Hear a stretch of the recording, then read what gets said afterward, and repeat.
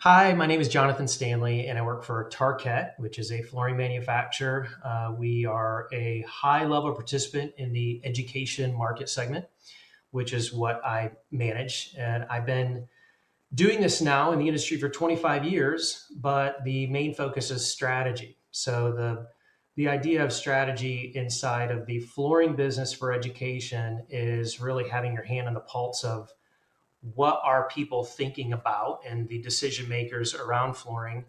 So when they are getting ready to think about a building, they start to think about, okay, here's all the components. So where does flooring really fit as a puzzle piece into completing that learning environment? So I think about that all the time, every day. And I think that probably the most exciting part of my job in that is when you are helping people do that well and accelerate in that, so they're satisfied in their fiscal, their financial output, which is a lot of reasons and ways they're measured, as well as the academic performance, and that you can start really caring about that but also execute to know that you're making a difference in that space. That gets me excited about what I do.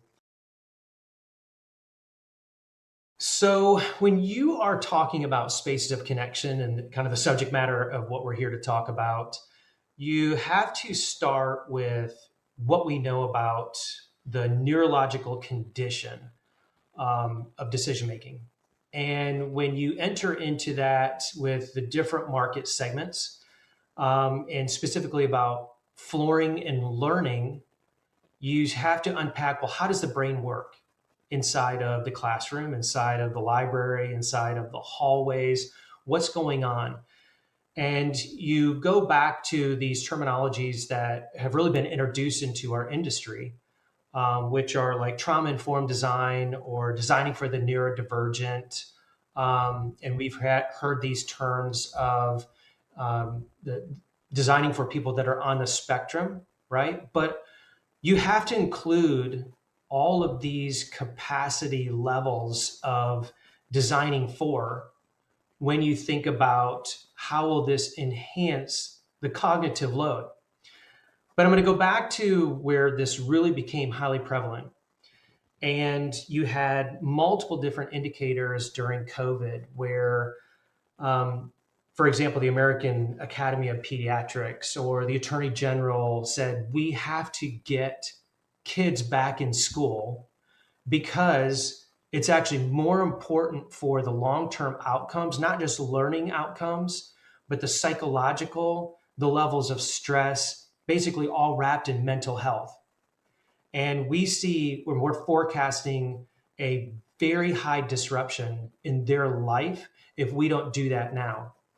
And so what you saw was a lot of mental health statistics dramatically increase because of that. So when you're talking about Spaces of Connection was born out of a summit that I started working on several years ago to put a lot of people inside of a room.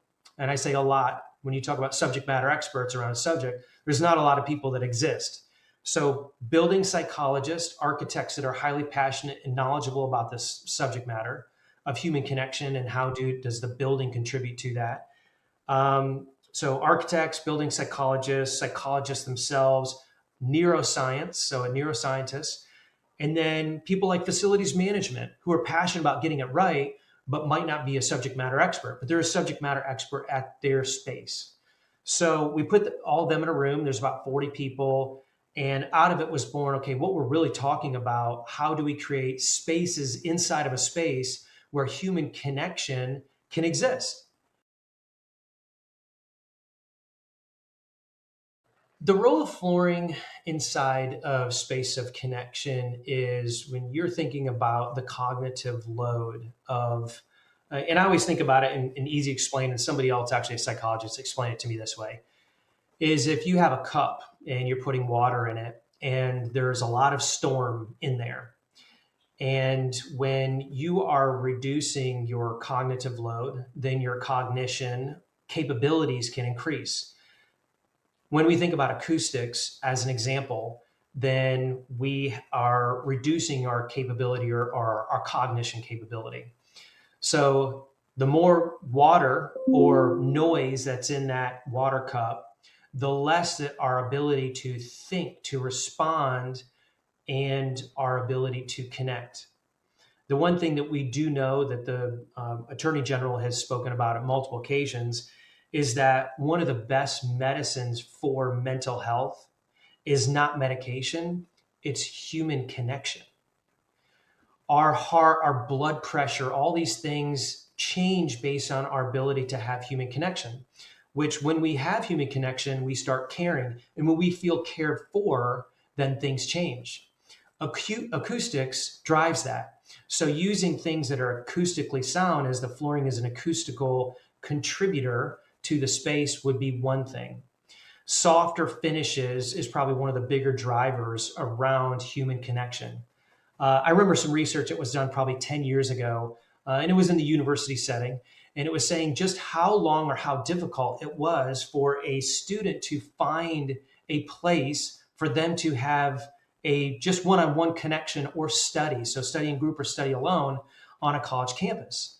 Those should be very easy and accessible. And when you think about where flooring fits into that, there are multiple things in that cognitive load that can hamper our ability to not feel flustered. So acoustics already mentioned, wayfinding can contribute to that. So it's like, where am I going? I don't have to think about it. It's in my subconscious mind. I know where to go because I'm seeing these cues or indicators that my mind's responding to, that I'm actually not in my conscious mind making the decision. So there's just a few examples of where that matters.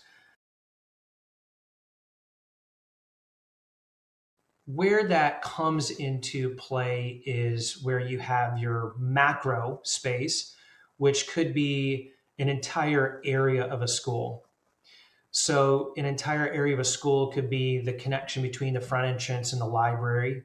And then you have these different pathways leading out to the different, corridors and the classroom spaces or whatever it might be.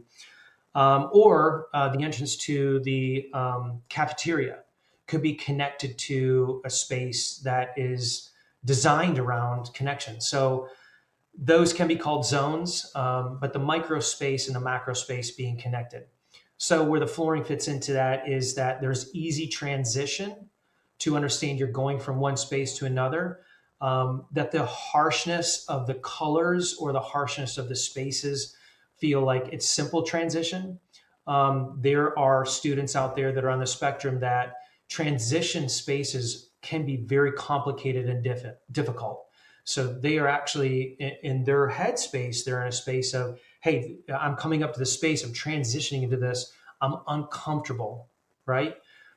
Safety is a major component to the design of the building space in the psychology of the space.